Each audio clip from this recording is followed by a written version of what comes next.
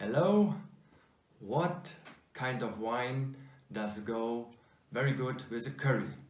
Of course, this depends. If you have a Japanese dark curry, then you most probably would go for a lovely red wine, which has a good fruitiness like a pinotage. But today we have a Thai curry, and in that case, it is better to have a lovely white wine. And this should be a white wine which has a good fruitiness, but also a little bit of residual sugar.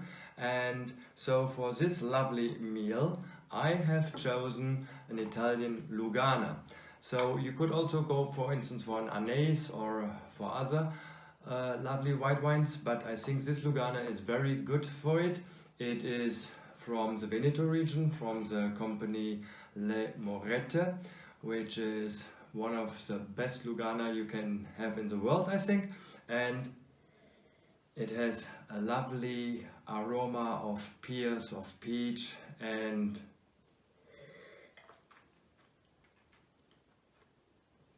it has a good balance between the acidity, the fruitiness, a little bit of sweetness, and it matches most with this kind of Thai curry. So in case you need support for your dish, just give me a call. You will find me under 0041 7633 77722, and it will be my pleasure to support you in finding the good wine for your meal.